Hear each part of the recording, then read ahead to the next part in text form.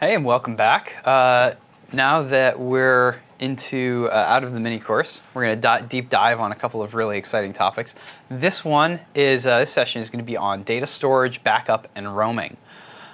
This is going to be really fun because there's a lot of new stuff, not necessarily new APIs, although there are some new APIs, but the way that data storage works, especially the roaming data storage, connecting your phone device to your tablet device is really exciting. It's one of those real exciting convergence things where we can really do some cool stuff. It is really, it's really a lot of fun to demo, and it's a lot of fun to show, and it's just it's one of those exciting moments. This is really working. It's really real. We're talking about an app that lives genuinely across all devices.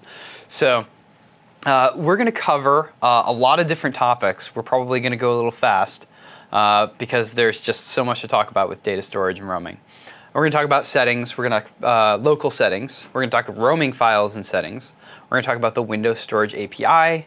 How do we serialize objects in XAML and JSON? How do we store information onto SD cards for our application data? So how do we get to that information? How do we store to it? And then we're going to talk about a concept called known folders, which I could try to explain, but makes more sense after we've covered all the other stuff to cover known folders. And you'll be able to see what a really powerful concept we have in the known folders API. So let's get started with AppData Locations. There is a lot of places an application can get data from. It can get data from a network through either a direct connection to that network or to a database or a service or through a background transfer. We can use file picker APIs to go to the file system, which can go to OneDrive, and we can pull files into our application that way. We're going to be talking about them in the end of the next session. Yep. We can go to our known folders, and these are folders like our pictures folders, our video folders, our music folders. There are versions of these on Windows as well as on Windows Phone. We do need some direct access needs in the manifest to say, hey, I want access to these things. We can read or write to the SD card if there's an SD card on our system. There's a installation folder. This is where all of our app information on install goes, and this is read-only. We have application data folders. No! Sorry. I'm sorry. I'm trying to get rid of this pin at the top, and I am not sure where. Okay, it's going to live there for now. Application data folders, and we have three kinds of those: the local folders, roaming folders, and temp folders. And then we have Credential Locker, which is a secure place where we can store our password information, username and password credentials. And this also roams. Now, I was going to say, I think one important thing to pick up on this is that actually those local folders, the AppData folders, that is the local storage. It's like it's private, storage area. Right. And yet the known folders and the file pickers, they allow you to go outside of the sandbox and get at stuff that's not private to your app. Yep. Yeah. The stuff in the circles is all stuff that's to our app inside the sandbox, and then everything from the networks over to the right is stuff that lives outside of our application. And we're not going to cover file pickers, as Andy mentioned. He's going to cover that in a totally. It's enough information for a totally different talk. Next one, in fact. And we're not going to talk about networks and background transfer. I'm doing that tomorrow. But we're going to talk about everything else here. Well, we get going. Right, yeah, so let's get started. Go. So first of all, a quick overview. The package manager installs our application files into the installation folder. This is read-only access. And the reason this is read-only access is because we're going to write over these files when we update our application. And so we don't want to write anything in there that we're then going to overwrite the next time we do an update. And so if you have something like a database that you're installing with your application, it's not going to be writable because you're just going to overwrite it with the next install that you do. More helpful for reading and writing are the application store data in the local folder. Here we can write settings and properties using the app dictionary. We can write unstructured data into isolated storage files, and we can write structured data into database files. So we have a bunch of data storage areas, and I'm going to go do an overview of those. The first one is our local storage area. This is kind of the normal way of saving data. Should be considered your default way. You can use all the space on the phone. There's no restrictions on how much data you can store in your local folders. And this sticks around from update to update. So if you update the application, the local folder and settings just gonna stay there. The roaming folder and settings is a limited amount of space. It's about 100K, and it's saved to the user's OneDrive, even though it doesn't take up any of the user's OneDrive allotment. So it's kind of free information that the user can get on that they get on their OneDrive that's dedicated to each application. It is accessible by any instance of your application that is opened on the user's account across any number of Windows and Windows Phone devices. And so that's where the roaming settings and folder becomes really valuable, is the fact that local lives on your phone or on your either on your phone or on your tablet or desktop or laptop application, but the roaming lives everywhere, and it gets updated across all of your devices. So in many ways, where with Silverlight, you would have just used the local settings for anything that was kind of settings related. Right. Actually, the roaming settings almost becomes the default for most of this stuff, because it's usually about personalization, and you want that personalization stuff, their preferences and things, that needs to roam across all the devices. Yeah, so you should use the roaming settings first, unless it's really specific to where that app is running, then you use local settings. Right, and you can use the roaming settings for any number of things. If you have a similar navigation path on your phone device and your tablet device, you could save your navigation information. What page was I on last? Open that page up on my tablet. Then there's the temp folder, and this is just temporary storage. The scenario that I keep coming back to with temp is if you're loading up a bunch of tweets, you load them and you want them to be there the next time the user is there, store them in the temp file, because after a certain amount of time, they don't care. And when there's a low storage condition, the system's going to go through all the temp folders of all the applications and start wiping them all. Now these three areas of storage all fall under the Windows.storage.application data API. But there's one other place where we can store information locally, and that is inside the Windows.security.credentials. This has a construct known as a password vault, and this is a place where we can store credentials. It's got a credential locker. It's secure storage for password credential objects, which are usernames and passwords. And this is fun because this is also data roamed across multiple devices. So if you do log into a system on your phone, you can take that login information and apply it to the application that's been installed on your laptop or desktop or any other Windows device or any other Windows Phone device. So the application data namespace provides access to these three storage folders. And there's really kind of these 5 places to store the data. There are 3 storage folders and 2 settings places. The storage folders are an object that represent a folder, and you can use it to access folders and files and content and that sort of thing. It's kind of a traditional file storage system. The settings, local and roaming settings, are application data containers, which are represent just key value pair settings dictionary. And so this would be very lightweight storage, strings, or very, very lightweight objects that you would store inside of your settings.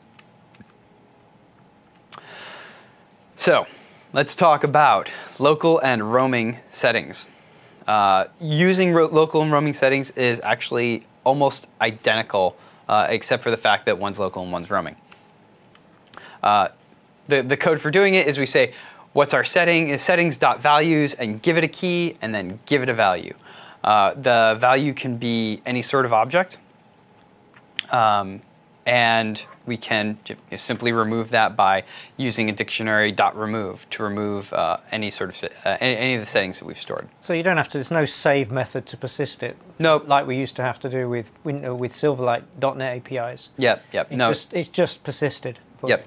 It's super simple, super lightweight. I think part of the goal is you don't want to have that sort of async await going to a folder, going to file, pulling it up, because the settings might also be a good place to store things like the transient information that we were talking about earlier. So the roaming settings in the roaming folder is all about having one app on lots of devices reflecting, using and accessing one data set. If we publish two versions of our application, one for Windows Phone and Windows Phone and Windows Store, we can roam all that app data across those different devices. All we have to do is assign the same package family name to each version of the application. This takes the form of a folder, a settings dictionary, and they're just automatically stored on your OneDrive. It's limited to the application data.roaming storage quota, which we said is about 100K, but you can query that API and say, how much space do I have left? How much space do I have left? And when that space is gone, nothing breaks. Your roaming settings aren't being saved anymore. They just start acting like local settings. Yep, they just stop working from device to device, but they'll still work on your local device. So when we save something in the roaming settings or the roaming folder, the sync engine transfers that data over to OneDrive based on sets of triggers: user idle, battery, network, lock screen. And then it saves that information, and then the other clients are updated. Usually, this will happen when the application is launched, but maybe it could even be happening as the application launches. And so, if you in some interesting situations, you could have the same user account on multiple devices, and it could just update in real time. That's not actually even an ideal scenario, but it could happen. Yeah. Using the roaming settings is really just as easy as using the local settings. We simply have our application data container, roaming settings, and we just save a value to it. And then that is a persistent on the device, shared with other devices. On Windows 8.1, if you've used the roaming settings on 8.1, there's a high priority to say this is a key setting value. I want you to store it now, do it now. That won't do anything on Windows Phone. Yeah. Reading the roaming settings is just like reading the local settings. We just call that value. We can call it down. And we'll have to cast it. In many cases, if it's a string, that's very easy to cast. So this the name space the key name that we use is going to be reflected across multiple devices. We can go ahead and listen for when that data changes using this application data.current.datachanged event listener. And this is that sort of scenario where you save something on one device and the application is running on another device, and it just updates from device to device. This will be fired only if the application is active at the time of the change. But typically your app, when it's launching, it'll be reading out of roaming settings, so if it's changed in the meantime, it'll pick it up. Yeah, that's just for when the application data is changing while you're running the application. Yeah. So we can store that data in the roaming folder as we would on any folder, any device. All the sync takes place in the background. It's good. What is it good for? Like you said, it's good for theme customization information or some basic user information. I would say that it's good for like a user avatar, but avatars can usually be more than 100K, so probably not, right? So no icons, don't put images in there. Basic data and simple information about states, where you are in the application, how the application looks. Maybe permissions for geolocation or something like that. The synchronizing is very, very simple, and it's the last writer wins. So if you wrote on the phone, and then 2 seconds later you wrote on your device would they both sync up, and the synchronization would just say, okay, who was last? That's the winner. We can install an application on multiple unlocked devices. We can debug the roaming folder with a device connected to the PC. But when we're locking it, we need to make sure that all our files are stored closed correctly. I really just want to jump into the demo. Really, I don't want to talk about it anymore because this is a fun demo, and it's a really exciting It's a really exciting API, or a really exciting platform to feature to show off. Okay, here we go. Cheese warning. Now I have to jump in here for just a second because my good friend Mr. Robert S. Miles, Windows Client MVP now, formerly Windows Phone MVP, and before that we were all Windows Mobile. He obviously he wrote a lot of demos. He worked with me on a lot of the early jump starts, and all these demos always involved cheese. And he did actually do some work. So thanks, Rob, for the work on this module, because cheese has made it into the jump start, which is good, because it wouldn't be the same if we didn't have any cheese. So there's cheese warning. Cheese warning. Yeah. Okay. So here we have two applications. We have one for Windows 8.1. We have one for Windows Phone. Now, you could build this as a universal application, no problem, but you can also build it as two separate applications, and the key to this is that we have this package store association. So you can't test roaming data across multiple devices unless you have associated your phone and your Windows application with an ID in the store. So, just a caveat there. So we're going to go ahead and run this on the local machine here. I have it pop up. Oh, come on. Let me see if I can minimize, restore down. Is there any way to get rid of this? Okay, I'm gonna jump back out for a second and change the main page.xaml so we can actually see all of our UI. That's really disappointing. I'm sorry about that, everyone. I have to stop the application. Okay. I'm just going to give it a big margin. Because of this blue bar that's... yeah, because of the blue bar that I don't know how to get rid of right now. Yeah. Okay, run it again. Okay, so we have two options. We have out of cheese and cheese maintained. Right now the cheese is secure. And so if we skip over to our phone application, we're going to run this on a device, and this does need to... you could run this on an emulator, but you would need to log into your application. If you run on the, you would need to log into your Microsoft account, which you can do with an emulator. You can go into settings and accounts and enter your Hotmail or Outlook.com or whatever. Yep. But for this case, it's just easier to run this on the device. So I tap this out of cheese warning. I'm out of cheese. I need to panic. And if we wait, and so we're going to try to trigger that event. That update by locking the application. When we do that, here we see this is our Windows application. We had registered that event so that when the data changes, we want to update the status. And so we can go to update status. You can run it, and if we jump back into our application, we see that setting has been persisted across the application onto the other device using roaming settings.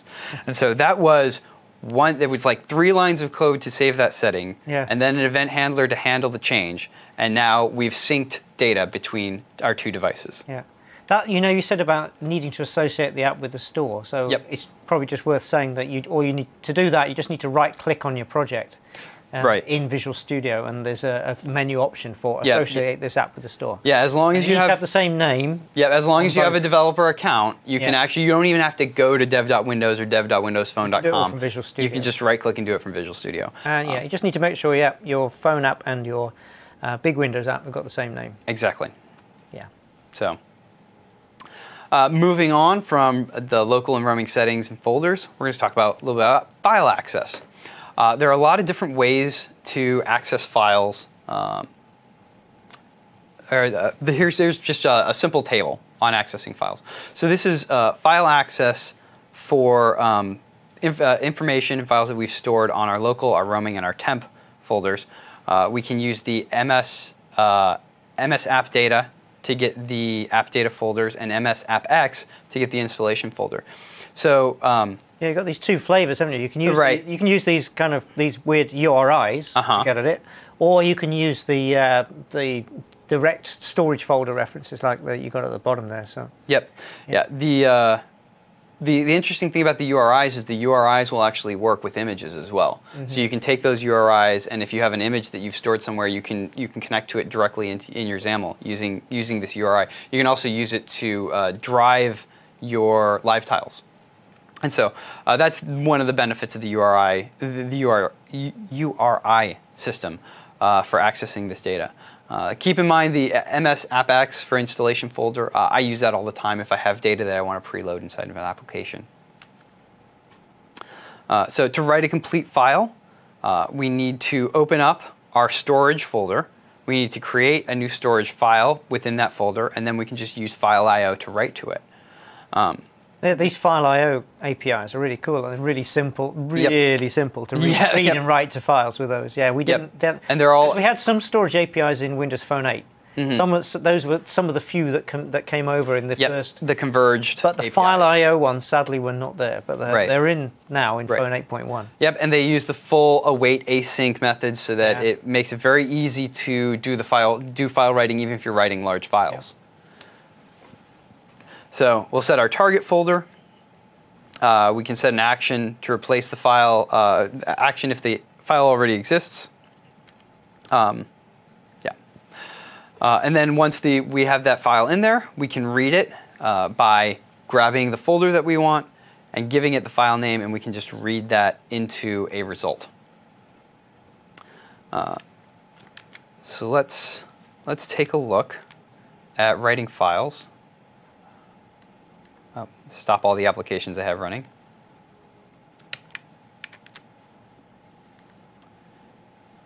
And open up. Open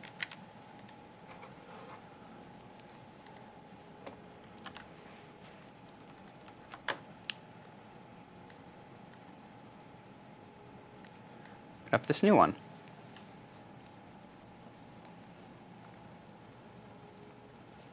Okay, so we're just going to go ahead and run the application quickly. I'm going to run it to my device.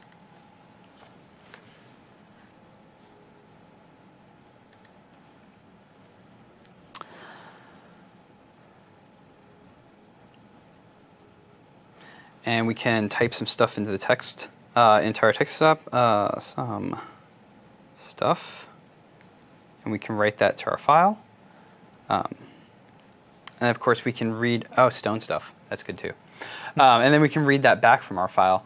Let's take a quick look at how we're doing that inside of the application. And it's surprisingly just like the code that we saw inside of the slides. We grab that folder, in this case a local folder. We create a file in that folder. And then we simply write to that file. Very simple 3 lines of code. And reading it is grabbing that folder, giving it the file name, and reading the result out. By the way, you know that blue bar on the top? Yep.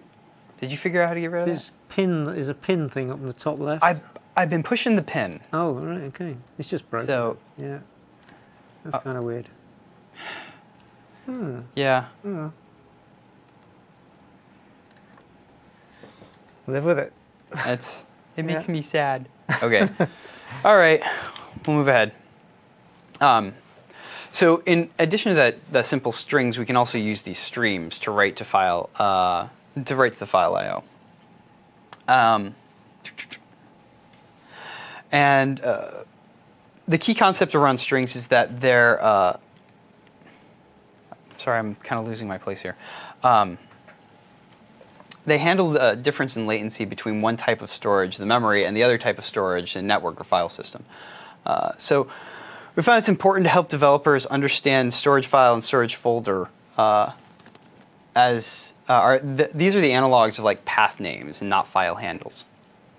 Streams are the analog of file handles. So when we have an open stream that the file is open, having the storage file does not hold the file open. The file.io and the path.io APIs encapsulate, they open and close. So you don't see it here, but you do see it with the streams. Yeah, so I've got this open transacted right here, async. Right.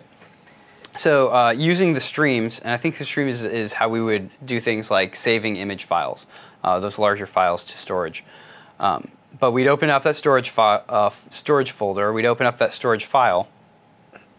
And then we'd use the storage stream transaction, and that's going to open up a stream for us, and we'll use our data writer to simply to just take that content that we have and stream it into the file. So another demo, this one using using the stream.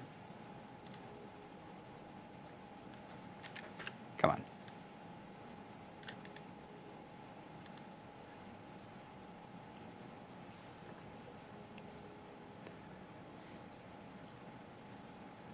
And I need about 3 times as much space here. Okay, so what this demo is going to do is we're going to open up a file, and then we're going to keep that file open while we continuously leave it open to write some stuff to it. Then we'll be able to close the file and read it back. So the way, take a look at the code for this. So here's the code where we open up our storage file. We grab our folder, we open up our stream for writing, and then we can keep that stream open and write to the stream, write to it over and over again. So run that application, pull up the device.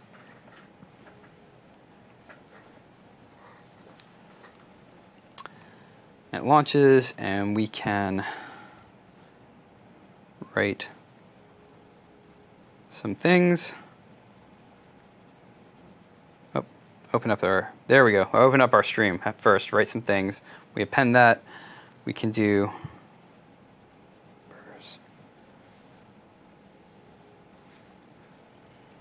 this as many times as we want.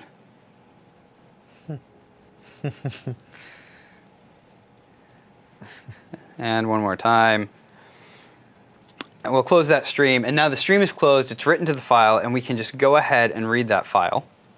And we could even go ahead and open that file and write some more stuff to it. Append it, close it, read it.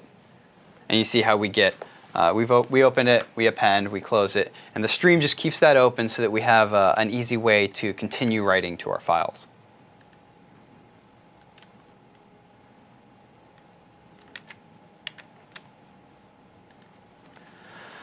Okay, now let's talk about using XML and JSON serializers. These are important because data. If we want to write something that's more than just a simple string, we're going to probably not want to build up an entire XML file or JSON file by hand. So using these serializers is going to let us build, save objects and data that's a little more complex than simple strings. Well, it's a key part of what I was talking about in the last module, where you've got some we've got some objects in memory that obviously, and when you're working with collections of objects, they're all in memory. But then when the app suspends, you need to resave all that data back down into a file, and the way you do that is through a serializer. Yeah. Right. And so this will just take all of our objects, turn them into text. We can save the text and then simply read it back. So there are a couple of tricks around serialization. The objects must have a parameterless constructor. If you have a structure that takes in parameters, then it's going to fail at a serialization. Private and static members of that class are not going to be persisted because they're private and static. The serializer is not going to be able to read private, and it's not going to be able to construct static. So if we add members to the class, well, the upgrade scenario. You're going to need to obviously be careful about if we ship a new version of the app and you've added some new fields to it, right, and then you try and restore a file that was serialized before the update. Well, you've got to handle that situation. Right, and this is actually more of a problem with XML data than it is with JSON data. The JSON data contract serializer tends to be a lot more forgiving. Especially if you're adding more parameters as opposed to taking them away. Actually, we don't mention it in this deck, but that thing about versioning, there is some stuff in the application data namespace. You can get the version, your current version, and set a version. Oh, that's right, and it persists that away for you. So you can actually say, okay, I'm version 1.000 of my app, and then on an upgrade, you can actually bump the logical version number of your state data to 1.1.00, and that helps you to keep track of stuff and figuring out in those upgrade scenarios how you're going to do it. Yeah. So using Serializer is actually pretty simple. We get that stream that we talked about earlier, and we can just hand that stream to our data contract JSON serializer along with an object that we want to save. So I'm sorry, I kind of jumped ahead of myself there. We create our serializer, and when we create our serializer, we give it the type that we know we want to serialize. So customers here is an object that actually is a collection of customer objects. Right. Yeah. Right. And then we say this is the type we want you to serialize, and then we give it the stream we want to serialize to, the stream that we saw pulled up in the storage in the stream demo before. Where we grab the storage and we grab the stream of the file. We hand that stream, hand the serializer the stream and the object, and it'll just write the object to that stream in a serialized manner. In that way. And just like that. Just like that. Yeah. So the read process is pretty simple, same sort of thing, where we create a serializer with the certain type that we want to deserialize. And then, as we saw in a previous demo, we need to read that object in and cast it as the type that we want to get back. In this case, we're casting it as the customer's object. XML serialization is pretty similar. We create our XML serializer the same way we created our data contract JSON serializer.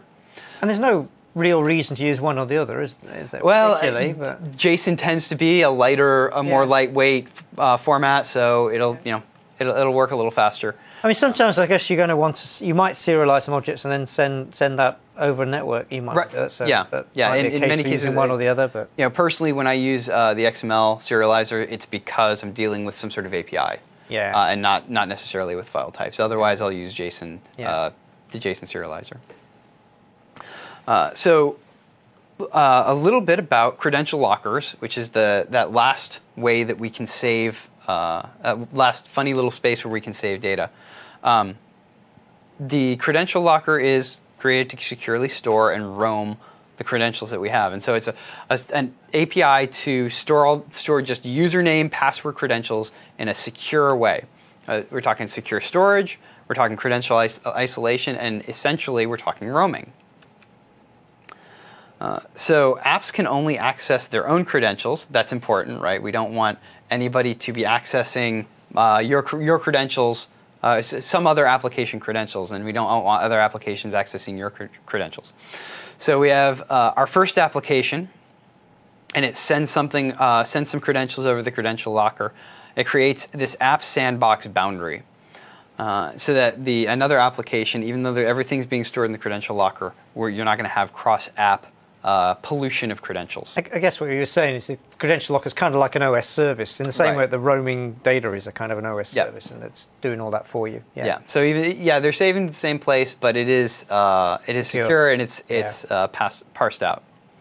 And then the fun part. Credentials roam across devices, and this is really exciting because if you have services that your application is using, and those services require these credentials, you have to log in one place, not across 1,000 devices, and you'll be able to use that service with the credentials that you've stored.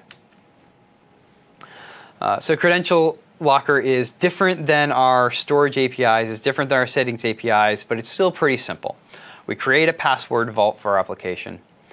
We create a password credential, and the password credential actually works very similar to that key value pair. But instead of a key value, it's a key, a username, and a password. Then in order to retrieve that, we call our password vault, and then we can find the resource by the resource name that we've determined. There's a few other methods on it as well for getting them out, but essentially it's just another string-valued dictionary. Essentially, right, yeah. right. So. The one that's been specifically designed to A, roam, and B, be secure. The roaming's cool, yeah, as you say. Right. You can do login on one and then pick up your tablet. Whoa, I'm already in. That's right, cool. right. Yeah. No, I'm going to have to start doing that on my tablet because all of my passwords are too long to put in on a phone. So... the last storage space we're going to talk about is known folders. Known folders is pretty fun.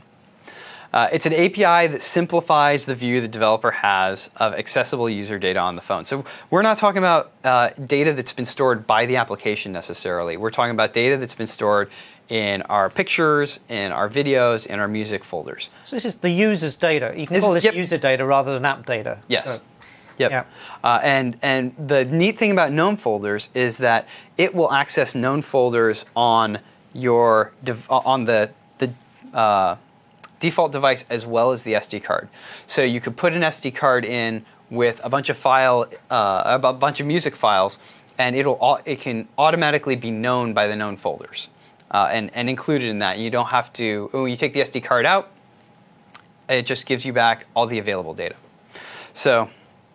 It's kind of, so we can use the file open picker, and this will also give us access to these known folders, or we can just pull known folders straight into our application.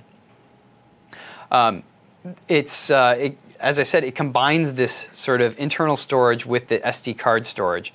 So if we say, give me the known folders for all the pictures libraries, it's going to get our internal storage picture libraries and our SD storage picture libraries, and combine that view into a single view.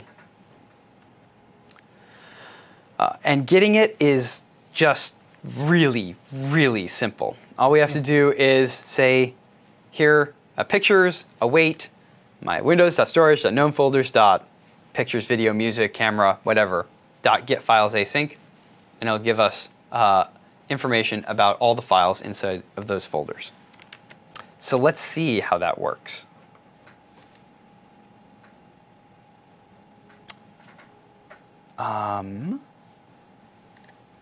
I actually may, let me see, I might not have pinned that demo. So, yep, there it is, okay.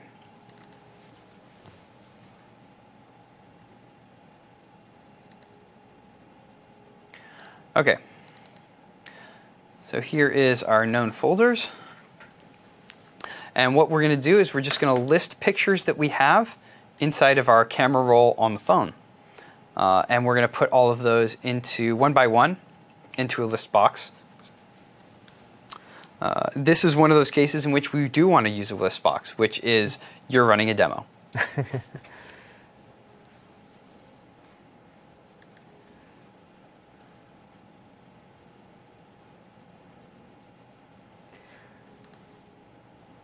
I'm actually going to put a breakpoint there, and we ask for the pictures, and we actually look at our pictures and you see we have the count, so we know we have access to every single one of those images.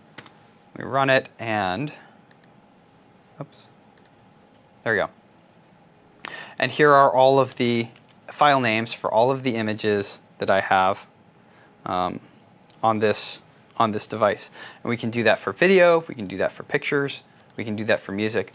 And it's one of those APIs that's just really fun to work with because it's really easy to explore. Here are my documents library, here's my music library, here's my pictures, my saved pictures. If I want specifically to target my removable devices, it's right there. Now, but it's worth mentioning that documents library actually is kind of not as valuable as it sounds. So. We're going to get to that. There's actually another demo around that. Yeah. Oh, okay. The other thing that we need to know is that if we are going to access the user's data, we do need to go into our capabilities. And you see here we have music, pictures, videos, removable storage. If we don't have removable storage checked, we're not going to be able to see the pictures on the removable storage.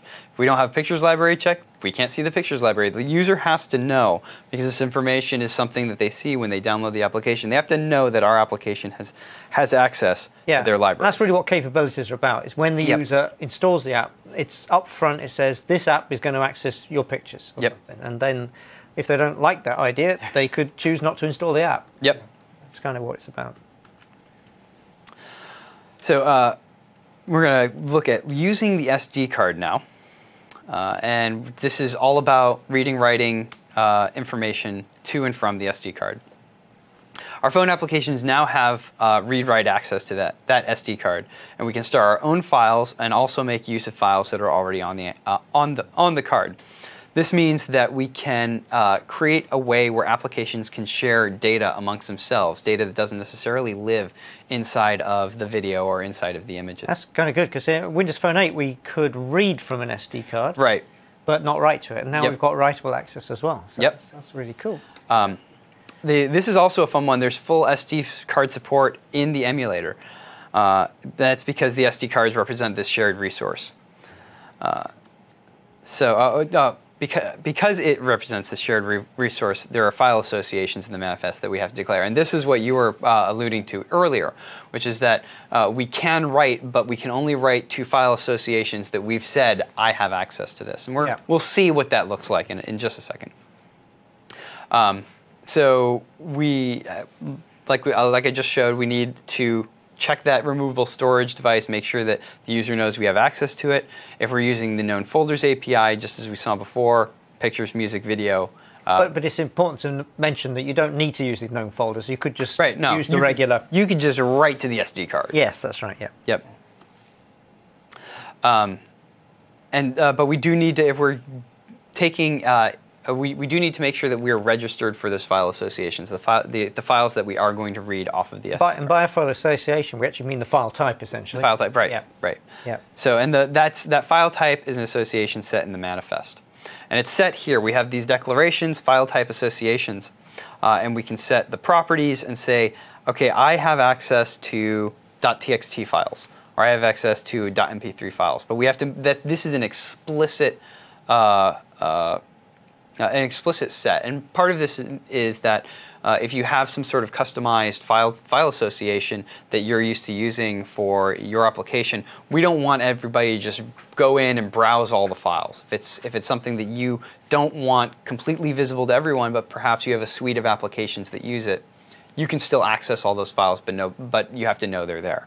And you could create, I mean, a lot of apps developers to make use of this. If you've got a custom, your own custom files, you invent your own file extension as well, and that'll only mean anything to your app, of course. So, So this is how you do it. It doesn't have to be a .txt or a known file extension at all. No. So getting the SD card is, we actually kind of saw that in the IntelliSense of the known folders, where we can take the removable devices and get it into this device's var, and we can just, we get that folder, and then we check to see if the SD card.count is 0 or 1. There'll never be more than one, not on current hardware. No, anyway. there is not more than one. It will only be 1. Or 0. And then we can just use it in any of the ways that we've seen before. We can use the stream, we can use the simple text write.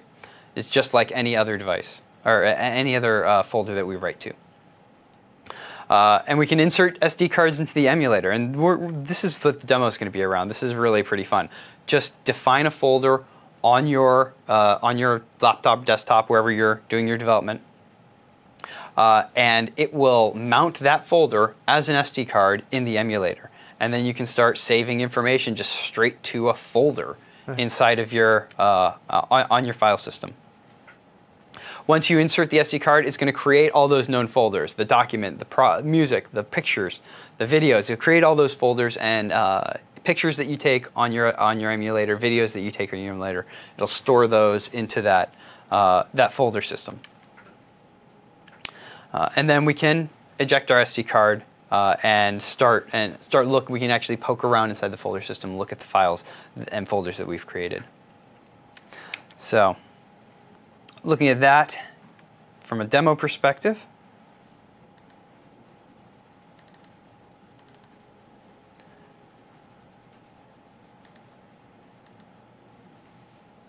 okay, and this one has to run on the emulator because we're emulating the SD card.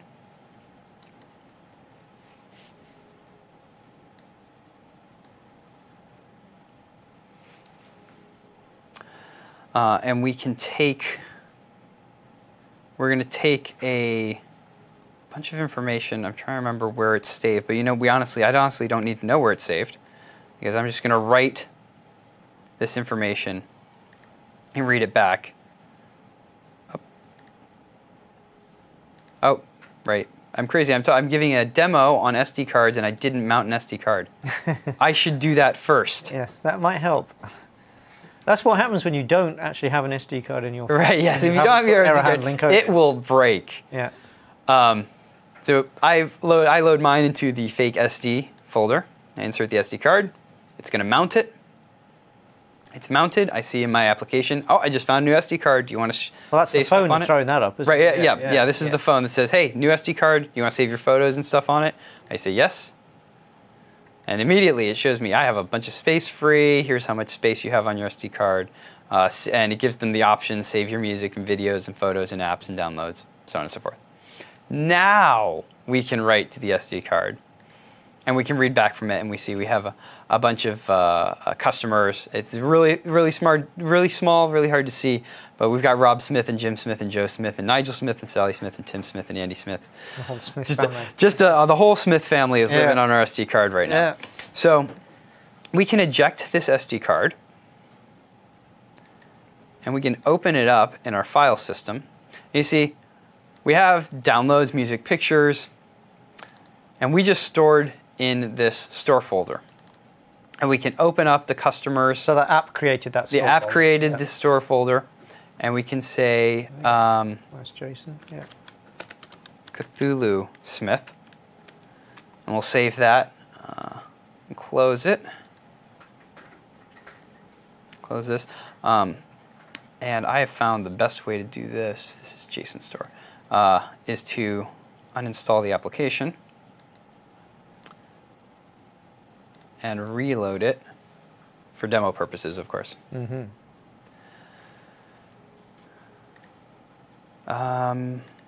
Interesting. Let's try inserting the SD card and do it again. And we hopefully will see that the file that I just wrote to Yay! Woo. Comes in, and we have all the data back, having ejected and reinserted. And presumably Cthulhu's in there, not that you could read it.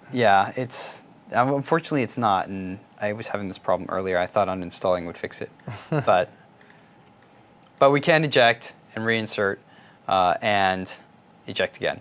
All right. So that's the SD card emulation, and it's a great way to test SD card. Test your SD card use inside the application. Make sure that your application still runs, doesn't break, whether or not it has an SD card in it, or just make sure that you're saving particular files to the SD card and reading them back off. Cool. And so that is data and storage, and we've actually come in on time on this one. And the next session is going to be on file sharing. So it's kind of related, So sharing, which is actually really cool new feature that we've got for Windows Phone apps, and the file open pickers, which actually nicely follows on from what you've just been doing. So it's another way of getting at other files outside of the app data. So we'll okay. And we have a little extra cheese. Yay! For you before we go. Yeah, and hats off to Mr. Miles for the cheese. Thanks. Thank you. All right. See you soon.